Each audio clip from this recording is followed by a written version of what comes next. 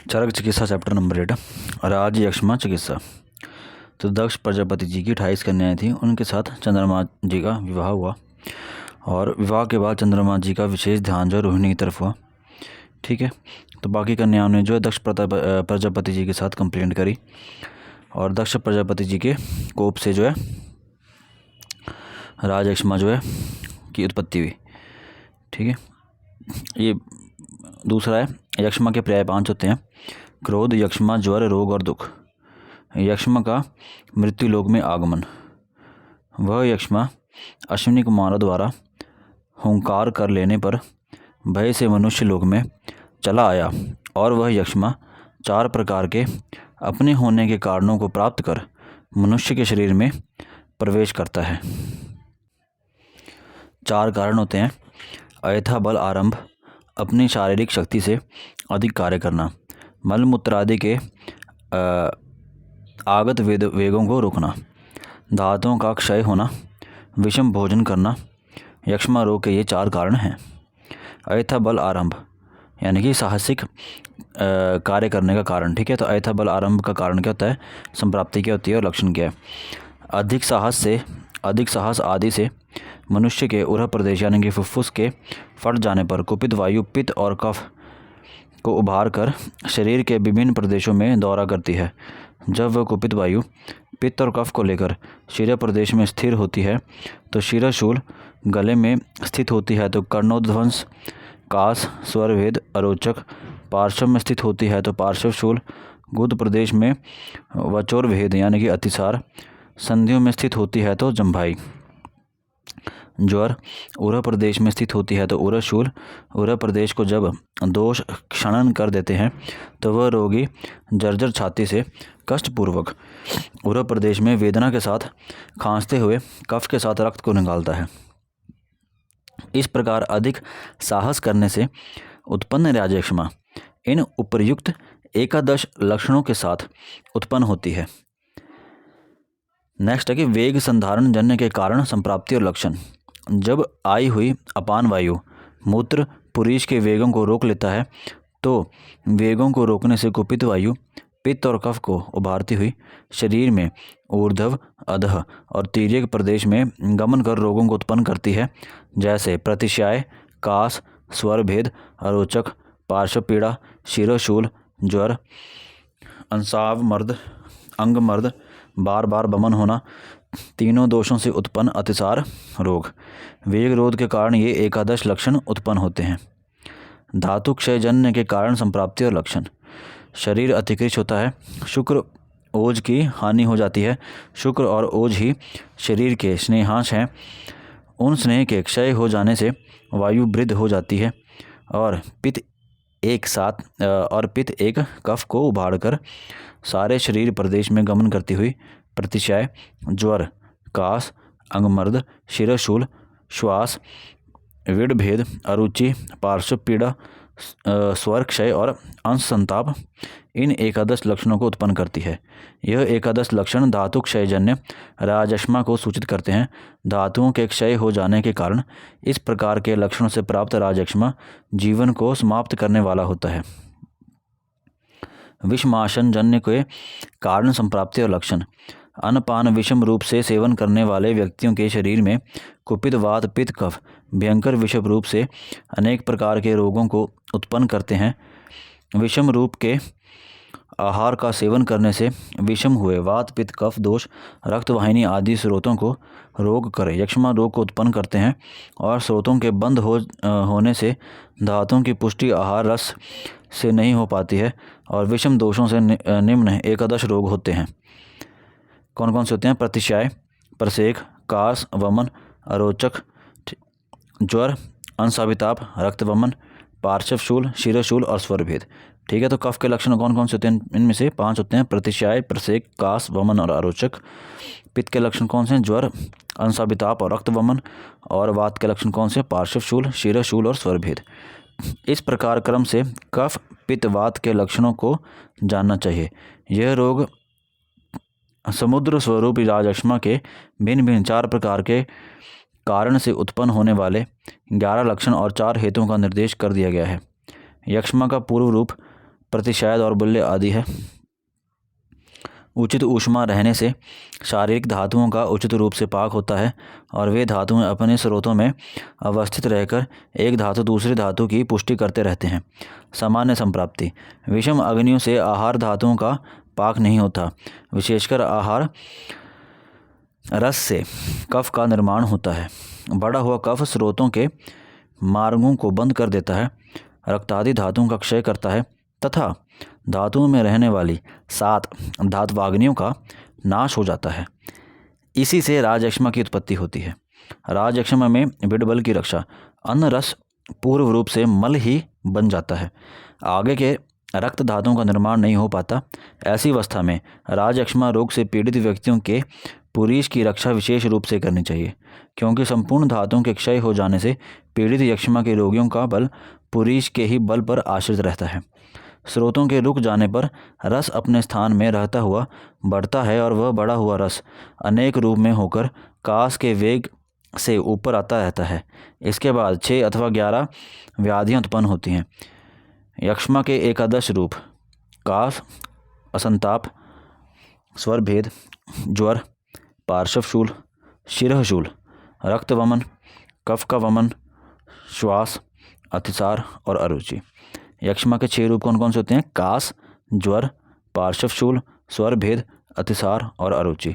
इन 11, 6 और 3 में कोई भी लक्षण शरीर में मांस और बल के क्षय होने पर उत्पन्न हो तो चिकित्सा नहीं करनी चाहिए, अर्थात वह असाध्य हो जाता है।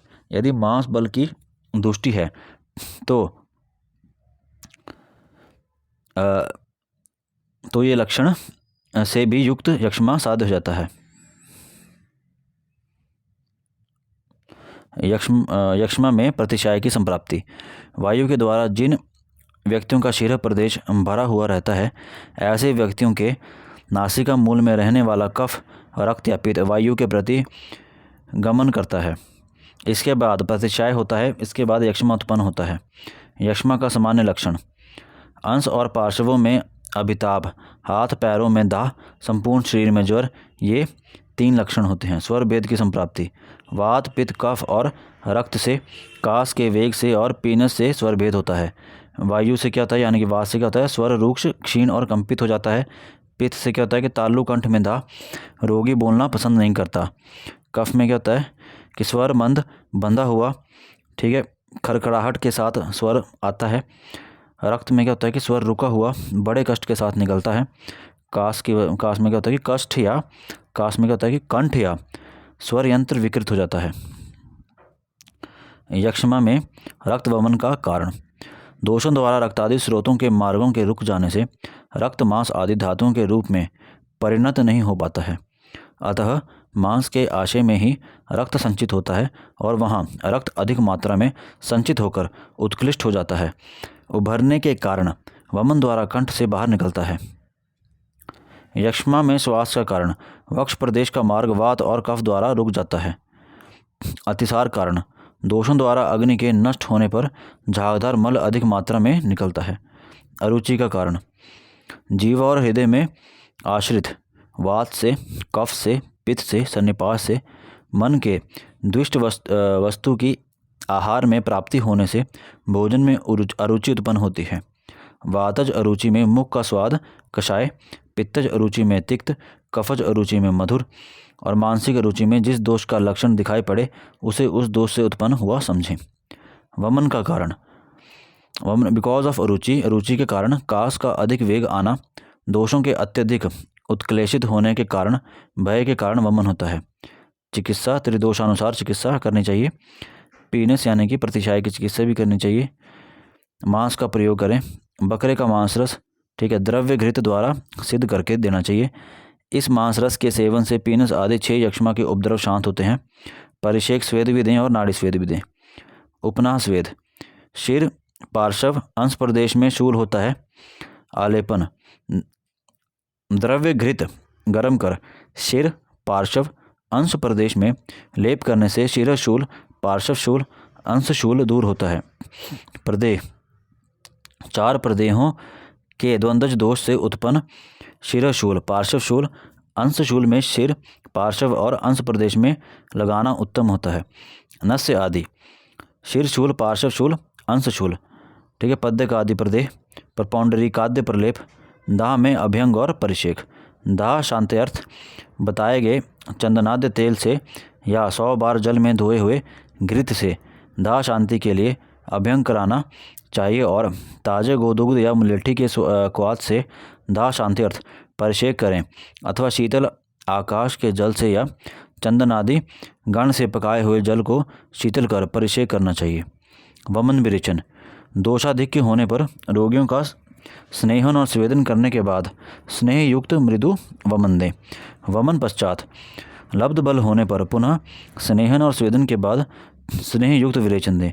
रोगी का कर्षण न हो, बिकॉज पुरीश के निकलने पर रोगी की आत्मा गात्र को छोड़ देती है। गात्र का मतलब क्या? शरीर रूपी अपने घर को। घृतपान, भोजन पश्चात अधिक मात्रा में कुछ दिन तक लगातार घृतपान करने से शीर्षशूल, पार्श्वशूल, अंशशूल, कास और श्वास नष्ट होते हैं। 10 मूलाद्य घृत, शीर्षशूल, पार्श्वशूल, अंशशूल, कास और श्वास, ठीक है, इसमें देना चाहिए। घृत पाक, अग्निबल अनुसार भोजन के बाद या भोजन के मध्य में दूध में मिलाकर रासना घृत या बला घृत का पान करें तो शीर्षशूल, पार्श्वशूल, अंशशूल, कास, श्वास नष्ट होते हैं। खरजूर आदि घृत, स्वर भेद, कास, श्वास, ज्वर में। 10 मूल घृत जो स्वर भेद में दें। पंचमूल घृत, 500 पंचमूल का क्वाथ, 4 सेर, दूध 1 सेर, गोघृत 1 सेर, इनका विधि पूर्वक पाक करें। इसके प्रयोग से राजयक्ष्मा रोग के 7 बल का नाश होता है। यक्ष्मा नाशक लेह, कास, श्वास, पार्श्वशूल, स्वर और स्वर में हितकारी है। सीतोपलादि चूर्ण, श्वास, कास, कफ से पीड़ित रोगियों का कफ नष्ट होता है। सीतोपलादि चूर्ण का निर्माण होता है नीचे। मिश्री 16 तोला लें, वंशलोचन 8 तोला, पीपर बड़ी पीपर जो होती है वो 4 तोला, छोटी इलायची का दाना 2 तोला, दालचीनी 1 तोला। इन 500 द्रव्यों को लेकर कपड़ छान चूर्ण बनाकर मधु और घृत में मिलाकर चाहें या चूर्ण को सूखा खाकर जल पिए। वासा तथा स्थावरी घृत का प्रयोग, हाथ पैर अंगों में दाह पर तथा ऊर्ध्वग रक्त पित्त रोग में। दुरालाबाद्यत घृत, जीवनत्यादि घृत, सेवन से रोग समूह स्वरूप रोगराज यानी कि प्रधान यक्ष्मा रोग में उत्पन्न 11 लक्षण शीघ्र ही नष्ट होते हैं। बलादि क्षीर, ज्वर, कास और स्वर भेद में। यक्ष्मा में पथ्य, बकरी का दूध, चना, जांगल पशु पक्षियों का मांसरस, मूंग और मोठ, इनसे यूष निर्माण कर प्रयोग करें। ज्वरोक्त चिकित्सा अकॉर्डिंग टू ज्वर चैप्टर, ठीक है। द्रव्यों का क्वाथ या कल्क बनाकर उसमें घृत मिलाकर यक्ष्मा के रोगियों को ज्वर दाह शांति के लिए देना चाहिए। कफ प्रसेक, मदन फल आदि से वमन होने पर जब क्षुधा प्रतीत हो तो अग्नि को दीप्त करने वाला हल्का भोजन दें। कफनाशक आहार में जौ, गेहूं और सीधू का प्रयोग करें। कफ प्रसेक की चिकित्सा सिद्धांत, कफ के अधिक प्रसेक होने से कुपित वायु यदि कफ को बार बार निकालती है तो उसे कफ प्रसेक कहते हैं। इसे स्निग्ध और उष्ण द्रव्यों के प्रयोग से जीतें। वमन की चिकित्सा कैसे करनी चाहिए? जैसे कफ प्रसेक में करिए ऊपर। अतिसार की संप्राप्ति, अग्निमंद होने के कारण झागदार अतिसार होता है। रोगी के मुख का स्वाद बिगड़ जाता है और वह भोजन में रुचि नहीं रखता है। अतिसार चिकित्सा, अग्निदीपक, अतिसार नाशक, मुख शुद्धिकारण और अरुचि नाशक योगों को दें। पाठादि चूर्ण का प्रयोग करें, जमवादि चूर्ण का प्रयोग करें। यक्ष्मा के अतिसार में खड यानी कि षड का प्रयोग करें। यक्ष्मा में मांस प्रयोग, जांगल, लाल धान का चावल का प्रयोग करें। पानार्थ द्रव्य, स्थिर आदि पंचमूल, ठीक है, सरीवन, पिठीवन, वनभंटा, भटकटैया और गोखरू से षडंग परिभाषा अनुसार पकाया हुआ जल पीने के लिए उत्तम है। मुख वैरस्य नाशक 5 योग, मुख वैरस्य नाशक कवल का भी प्रयोग करें। यवानी शाडव चूर्ण, ठीक है, ये सारे के सारे यक्ष्मा में देने हैं। तालिश आदि चूर्ण, कास, श्वास, अरुचि, अग्निदीपक है। हृदय रोग, पांडु रोग, ग्रहणी रोग, शोष, प्लीहा रोग, ज्वर, वमन रोग, अतिसार और शूल रोग, इनमें तालिश आदि चूर्ण का प्रयोग करें। ऊर्ध्ववात का अनुलोमक है। तालिश पत्र 1 तोला, मरीच 2 तोला, सोंठ 3 तोला, पीपर 4 तोला, वंशलोचन 5 तोला। इस प्रकार एक द्रव्य 1 भाग बढ़ाकर लें। दालचीनी आधा भर, छोटी इलायची आधा भर, सबको लेकर कपड़ छान चूर्ण बनाकर पीपर से 8 गुना यानी कि 32 तोला मिश्री मिलाकर रखें। मांस प्रयोग का महत्व क्या है? जिन रोगियों का शरीर सूख रहा हो, क्षीण हो रहा हो, उनके लिए कच्चे मांस को खाने वाले पशु और पक्षियों का मांस उचित होता है, क्योंकि कच्चा मांस खाने वाले पशु पक्षियों का मांस विशेष रूप से बृहण होता है। यक्ष्मा के लिए उत्तम मांस मोर, तीतर, मुर्गा, हंस, सुअर, ऊंट और गधा और भैंस। अन्नपानिका नामक सूत्र स्थान के 27वें अध्याय में 8 प्रकार की योनि यानी जाति मांसों की बताई गई है। सूत्र स्थान में प्रस्थ, भूष्य, आनूप, वारिज, वारिचर पशु पक्षियों का मांस वात प्रधान यक्ष्मा के रोगियों को मात्रा के साथ खाने को दें। कफ तथा पित्त प्रधान यक्ष्मा में मांस, ठीक है, तो प्रतुद हो, विषखीर और धनवज हो। मध्य प्रयोग माधविक वामक मध्य का सेवन करते हुए जो नियम जितेंद्रिय और उदार मन वाला होता है, उस व्यक्ति के शरीर में यक्ष्मा बहुत दिनों तक नहीं रहती। यक्ष्मा किसको आक्रांत नहीं करता? जो स्वस्थ व्यक्ति वारुणी नामक मद्य को सर्वदा पीता है और आगे बताए जाने वाले बहिर्मार्जन का सेवन करता है तथा मलमूत्रों के वेगों को कभी भी धारण नहीं करता। मद्य के गुण मद्य तीक्ष्ण, उष्ण, विशद और सूक्ष्म गुण वाला होता है, इसलिए स्रोतों के मुख को मत कर शीघ्र ही खोल देता है। स्रोतों के मुखों के खुल जाने से सातों धातुएं पुष्ट होने लगती हैं और धातुओं की पुष्टि होने से शीघ्र शोष शांत होता है। नेक्स्ट है पंचकोलाधिकृत, स्रोतों का शोधन करता है। रासनाकृत भी देते हैं। बहि स्पर्शन विषयक विधि। अब इसमें आता है यक्ष्मा में अवगाहन पीड़ित रोगियों के स्रोतों के विबंध यानी कि रुकावट दूर करने के लिए तथा उनके शरीर में बल और पुष्टि होने के लिए बला तैल आदि पुष्टिकर तैलों की मालिश यानी कि अभ्यंग करने के बाद स्नेह यानी कि तैल और घृत और गोदूध से भरे कोष्ठ में अवगाहन करना चाहिए। मर्दन अवगाहन पश्चात रोगी के शरीर पर हाथ में मिश्रक स्नेह यानी घृत तैल लगाकर सुखपूर्वक शनैः शनैः मालिश कराएं, अर्थात बार बार घृत तैल को हाथ में लगाकर मालिश करावें। मालिश के बाद सुखपूर्वक बैठे हुए उस मनुष्य के शरीर में उपटन लगवाएं। उपटन से क्या होता है? पुष्टि वर्ण बल को देने वाला होता है। स्नानार्थ जल उपटन पश्चात जीवनीय गण के द्रव्यों के कवाथ में पीत सरसों का कल्क मिला सुगंधित द्रव्यों से जल को सुगंधित कर शीत या उष्ण जल को ऋतु अनुसार स्नान करें। जलपान का प्रयोग करें। यक्ष्मा में सभी हर्षकर पथ्य होते हैं। यक्ष्मा के रोगियों के लिए 1 वर्ष के पुराने अन्न का सेवन कराएं। जो अन्न हल्के हों, जिनका वीर्यहीन न हुआ हो, स्वादु हों, गंध वाले हों और जो अन्न खाने पर शरीर और मन में हर्ष उत्पन्न करने वाले होते हैं, वह सभी पथ्य होते हैं। यक्ष्मा में क्षतक्षीण की चिकित्सा। क्षतक्षीण में बताए गए पथ्यों का सेवन करें। ठीक है। यक्ष्मा में चिकित्सा का उपसंहार: अभ्यंग, उपटन, स्नान, अवगाहन। इन बहिपरिमार्जनों के बस्ती, दूध, घृत, मांसरस और भात, मनोनुकूल मद्य, मन के अनुकूल गंध द्रव्यों का सेवन, ऋतु अनुसार सुखकर स्नान, प्रिय और नूतन स्वच्छ वस्त्र धारण कर आदि नियमों का पालन करने से योगराज नष्ट होता है। ठीक है। योगराज किसको बोलते हैं? योगराज। जो चैप्टर पढ़ रहे हैं उसको योगराज बोलते हैं। ठीक है। राजयक्ष्मा को। दैव व्यपाश्रय चिकित्सा। प्राचीन काल में जिस यज्ञ के करने से राजयक्ष्मा जीता गया था, वेद में बताए गए उस यज्ञ को यक्ष्मा रोग से पीड़ित व्यक्तियों को आरोग्य की कामना से करना चाहिए। अब आता है अध्याय का उपसंहार आखिरी में। उत्पत्ति का प्राचीन कालिक इतिहास, रूप, लक्षण और विस्तार से चिकित्सा का वर्णन है। राजयक्ष्मा रोग के नाम का कारण, यक्ष्मा की असाध्यावस्था, साध्यावस्था और कृच्छ साध्यावस्था, इन सभी बातों का संग्रह कर दिया गया है।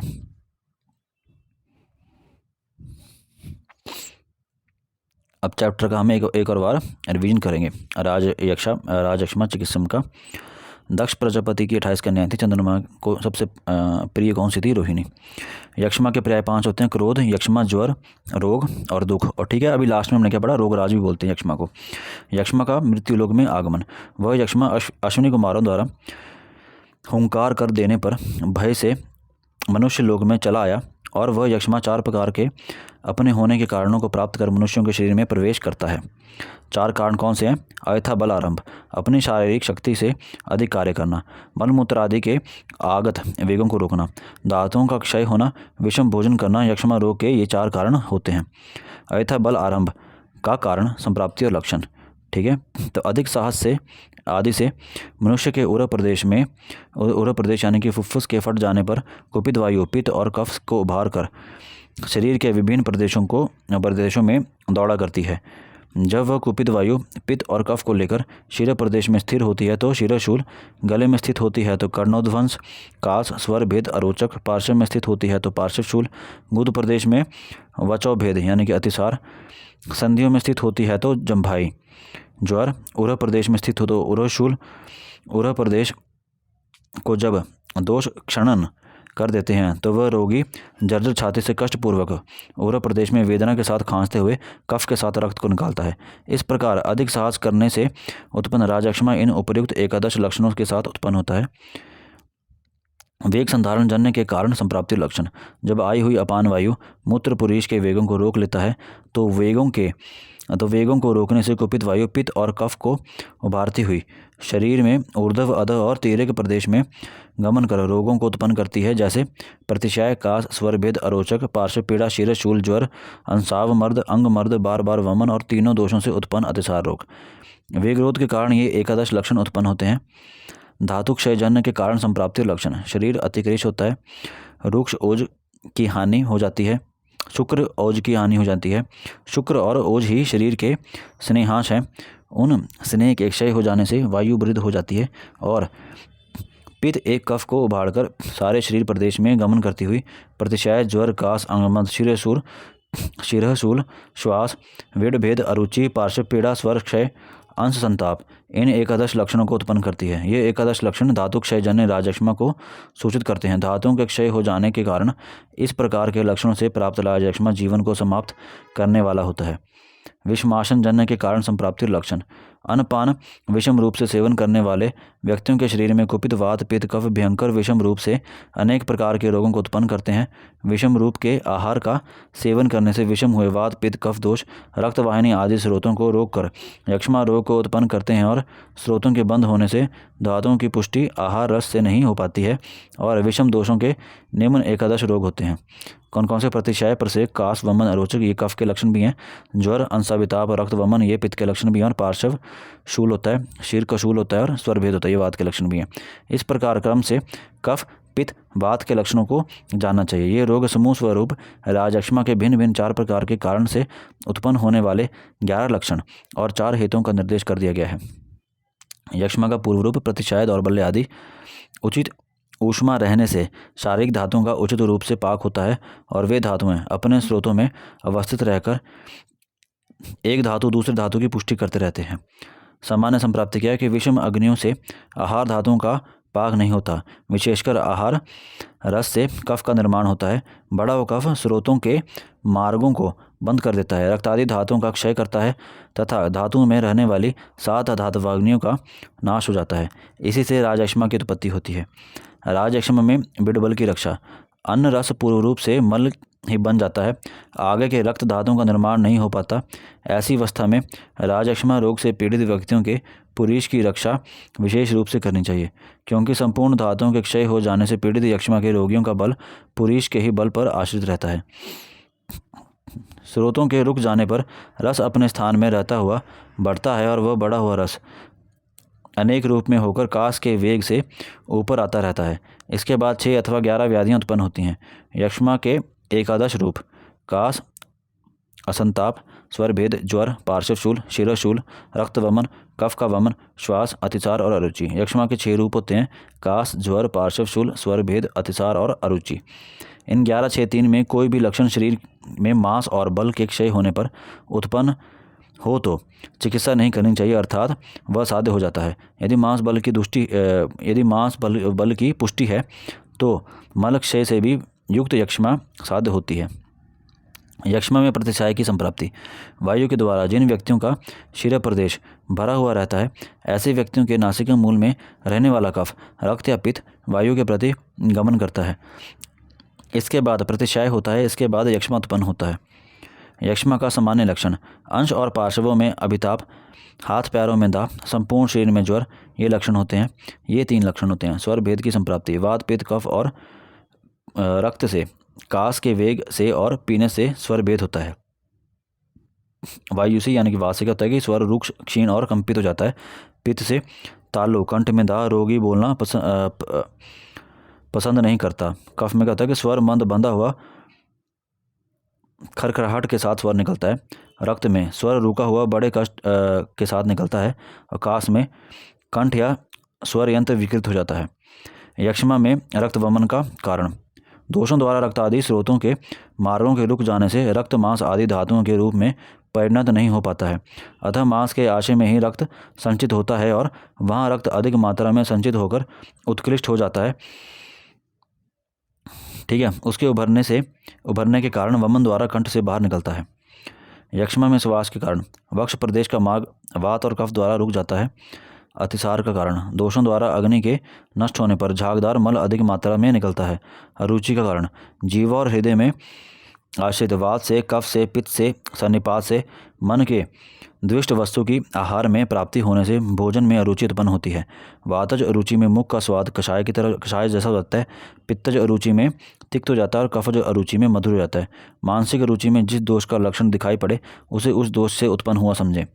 वमन का कारण: वमन क्योंकि अरुचि होती है, कास का अधिक वेग आना होता है। दोषों के अत्यधिक उत्क्लेशित होने के कारण, भय के कारण वमन होता है।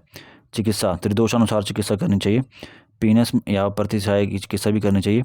मांस का प्रयोग करें, बकरे का मांस रस, ठीक है, तो द्रव्य घृत द्वारा सिद्ध करके इस मांस रस के सेवन से पीनस आदि 6 यक्ष्मा के उपद्रव शांत होते हैं।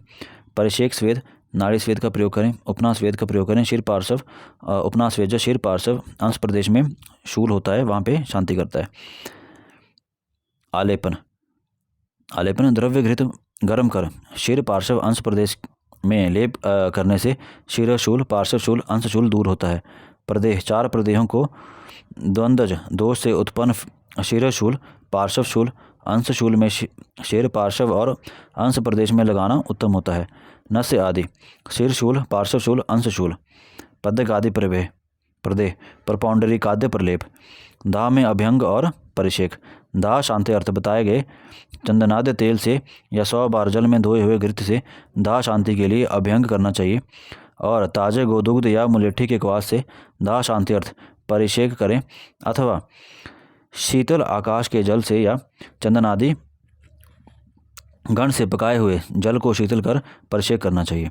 वमन विरेचन: दोषाधिक्य होने पर रोगियों का स्नेहन और स्वेदन करने के बाद स्नेह युक्त मृदु वमन दें।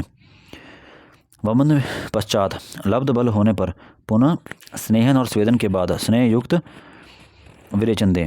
रोगी का कर्षण न हो, बिकॉज पुरीस के निकलने पर रोगी की आत्मा गात्र को छोड़ देती है। गात्र यानी कि शरीर रूपी अपने घर को। घृतपान: भोजन पश्चात अधिक मात्रा में कुछ दिन तक लगातार घृतपान करने से शिरशूल, पार्श्वशूल, अंशशूल, कास और श्वास नष्ट होते हैं। 10 मूलाद्य घृत: शिरशूल, पार्श्वशूल, अंशशूल, कास और श्वास। घृत पाक: अग्निबल अनुसार भोजन के बाद या भोजन के मध्य में दूध में मिलाकर रासना घृत या बलाघृत का पान करें तो शिरशूल, पार्श्वशूल, अंशशूल, कास, श्वास नष्ट होते हैं। खरजूर आदि घृत, ठीक है, स्वर भेद कास, श्वास और ज्वर में दें। 10 मूल घृत स्वर भेद में दें। पंचमूल: 5 पंचमूल का क्वाथ, 4 सेर दूध, 1 सेर गोघृत, 1 सेर, इनका विधि पूर्वक पाक करें। इसके प्रयोग से राजयक्ष्मा रोग के 7 बल का नाश होता है। यक्ष्मा नाशक लेह कास, श्वास, पार्श्वशूल और स्वर में हितकारी है। सीतोपलादि चूर्ण: श्वास, कास, कफ से पीड़ित रोगियों का कफ नष्ट होता है। ठीक है, सीतोपलादि चूर्ण में मिश्री 16 तोला, वंशलोचन 8 तोला, पीपर बड़ी पीपर 4 तोला, छोटी इलायची का दाना 2 तोला, दालचीनी 1 तोला। इन 5 द्रव्यों को लेकर कपड़ छंड चूर्ण बनाकर मधु और घृत में मिलाकर चाटें या फिर चूर्ण को सुखाकर रखकर जल से पिएं। वासा तथा शतावरी घृत का प्रयोग हाथ पैर अंगों में दाह पर तथा ऊर्ध्वक रक्तपित्त रोग में। दूरालाभा घृत का भी प्रयोग करें। जीवन त्यादी घृत का भी प्रयोग करें। जीवन त्यादी घृत से के सेवन से रोग समूह स्वरूप रोगराज यानी प्रधान यक्ष्मा रोग में उत्पन्न एकादश लक्षण शीघ्र ही नष्ट हो जाते हैं। बलादि क्षीर ज्वर कास स्वरभेद में। यक्ष्मा पतक्या बकरी का दूध चना जांगल पशु पक्षियों का मांसरस मूंग और मोठ इनसे यूष निर्माण कर प्रयोग करें। ज्वरोक्त चिकित्सा अकॉर्डिंग टू ज्वर चैप्टर ही करनी चाहिए। द्रव्यों का क्वाथ या कलक बनाकर उसमें घृत मिलाकर यक्ष्मा के रोगियों को ज्वर दाह शांति के लिए दें। कफ प्रसेक मदन फल आदि से वमन होने पर जब क्षुधा प्रतीत हो तो अग्नि को दीप्त करने वाला हल्का भोजन दें। कफ नाशक आहार जौ गेहूँ और सीधू। कफ प्रसेक की चिकित्सा कफ के अधिक प्रसेक होने से कुपित वायु यदि कफ को बार बार निकालती है तो उसे कफ प्रसेक कहते हैं। इसे स्निग्ध और उष्ण द्रव्यों के प्रयोग से जीतें। वमन की चिकित्सा सेम एज कफ प्रसेक। अतिसार की संप्राप्ति अग्निमंद होने के कारण झागदार अतिसार होता है। रोगी के मुख का स्वाद बिगड़ जाता है और वह भोजन में रुचि नहीं रखता है। अतिसार चिकित्सा अग्निदीपक अतिसार नाशक मुख शुद्धिकारक और अरुचिनाशक योगों को दें। पाठादि चूर्ण का भी दें। जमवादि चूर्ण को भी दें। यक्ष्मा के अतिसार में खड़ यानी कि षड प्रयोग। यक्ष्मा में मांस प्रयोग जांगल लाल धान चावल का प्रयोग करें। पानार्थ द्रव्य स्थिरादि पंचमूल सरीवन पिठीवन वनभंटा बटकटैया गोखरू से षडंग परिभाषा अनुसार पकाया हुआ जल पीने के लिए उत्तम है। मुख वैरस्य नाशक 5 योग। मुख वैरस्य नाशक कवल का भी प्रयोग करें। यवानी शाडव चूर्ण का प्रयोग करें। तालिशादि चूर्ण किसमें दें? काश श्वास अरुचि अग्निदीपक है। हृदय रोग में पांडु रोग ग्रहणी रोग शोष प्लीहा रोग ज्वर वमन रोग अतिसार शूल रोग में दें। ऊर्ध्ववात का अनुलोमक है। तालिश पत्र 1 तोला, मरीच 2 तोला, सौंठ 3 तोला, पीपर 4 तोला, वंशलोचन 5 तोला। इस प्रकार एक द्रव्य एक भाग बढ़ाकर लें। दालचीनी आधा भर, छोटी इलायची आधा भर, सबको मिलाकर कपड़ छान चूर्ण बनाकर पीपर से 8 गुना यानी कि 32 तोला मिश्री मिलाकर रखें। मांस प्रयोग महत्व। जिन रोगियों का शरीर सूख रहा हो क्षीण हो रहा हो उनके लिए कच्चे मांस को खाने वाले पशु और पक्षियों का मांस उचित होता है, क्योंकि कच्चा मांस खाने वाले पशु पक्षियों का मांस विशेष रूप से बृहण होता है। यक्ष्मा के लिए उत्तम मांस, ठीक है। मोर तितर मुर्गा हंस आदि। अन्नपानिका नामक सूत्र स्थान के 27वें अध्याय में 8 प्रकार की योनि यानी कि जाति मांसों का जाति जो है वो मांसों की बताई गई है। सूत्र स्थान में प्रस्थ भूषय आनूप वारिज वारिचर पशु पक्षियों का मांस वात प्रधान यक्ष्मा के रोगियों को मात्रा के अनुसार खाने को दें। कफ तथा पित्त प्रधान यक्ष्मा में मांस प्रतुद विष्किर और धनवज। मद्य प्रयोग माधविक नामक मद्य का सेवन करते हुए जो नियत यानी कि जितेंद्रिय और उदार मन वाला होता है उस व्यक्ति के शरीर में यक्ष्मा बहुत दिनों तक नहीं रहता। यक्ष्मा किसको आक्रांत नहीं करती? जो स्वस्थ व्यक्ति वारुणी नामक मद्य को सर्वदा पीता है और आगे बताए जाने वाले बहिर्मार्जन का सेवन करता है तथा मलमूत्रों के वेगों को कभी भी धारण नहीं करता। मद्य के गुण मद्य तीक्ष्ण उष्ण विशद और सूक्ष्म गुण वाला होता है, इसलिए स्रोतों के मुख को मथ कर शीघ्र ही खोल देता है। स्रोतों के मुखों को खुल जाने से सातों धातुएं पुष्ट होने लगती हैं और धातुओं की पुष्टि होने से शीघ्र शोष शांत होता है। पंचकोलाधिकृत स्रोतों का शोधन करता है। रासनाघृत भी आगे, ठीक है। बहिस्पर्शन विषक विधि भी करनी चाहिए। यक्ष्मा में अवगाहन पीड़ित रोगियों के स्रोतों के विबंध यानी कि रुकावट दूर करने के लिए तथा उनके शरीर में बल और पुष्टि होने के लिए बला तैल आदि पुष्टिकर तैलों की मालिश यानी कि अभ्यंग करने के बाद स्नेह जैसे कि तैल और घृत और गोदुग्ध से भरे कोष्ठ में अवगाहन करना चाहिए। मर्दन अवगाहन पश्चात रोगी के शरीर पर हाथ में मिश्रक स्नेह यानी घृत तैल लगाकर सुखपूर्वक शना यानी कि धीरे धीरे मालिश कराएं, अर्थात बार बार घृत तैल को हाथों में लगाकर मालिश करावें।